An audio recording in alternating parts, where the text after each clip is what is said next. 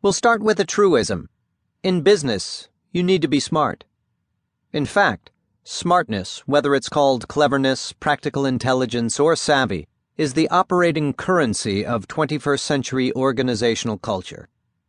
The leaders the world admires are tremendously smart, whether they're in business, like Bill Gates of Microsoft, Indra Nooyi of PepsiCo, Tim Cook of Apple, and Ursula Burns of Xerox, or in politics, like U.S. Presidents Obama and Clinton, and former U.S. Secretary of State Condoleezza Rice.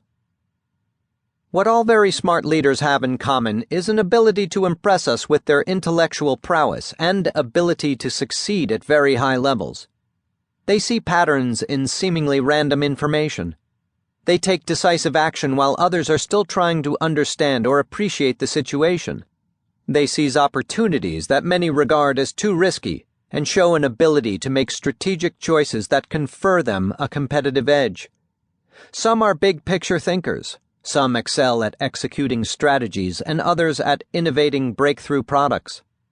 All this considered, it seems desirable to be a smart leader, and it is. When we exercise our smarts, we not only experience success, we also feel strong and capable, operating at the top of our game.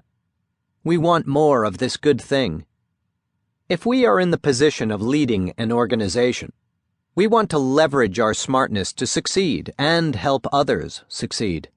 But these are complex and uncertain times, and many leaders are discovering that smartness alone is insufficient to achieve both success and a sense of accomplishment and fulfillment. Smartness and more smartness is increasingly failing to bring meaningful growth and prosperity to organizations and their leaders. In our experience, wise leadership succeeds where smart leadership cannot. Thus, this book is not about moving you from smart leadership to smarter leadership, but about setting a trajectory toward wise leadership, an expanded capacity to act and lead wisely, without losing your smartness. It's about what potentiates your wise leadership, and what it is that wise leaders do differently. At its core, it is an exploration of practical wisdom, how reflective actions, thoughtful application of smartness, and the deployment of enlightened self-interest allow you to become successful in a sustainable way while making a difference to others along the way. And it contains a roadmap and personalized tools for you to make the journey. The pitfalls of smart leadership. Smart leaders are an eclectic bunch that includes brilliant strategists and functional experts, as well as super-efficient tacticians and gifted managers of people.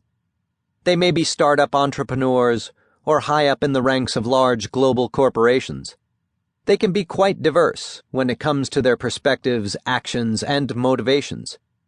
For the purposes of this book, we'll divide smart leaders into two broad categories according to their primary area of strength, which we refer to as functional smart and business smart.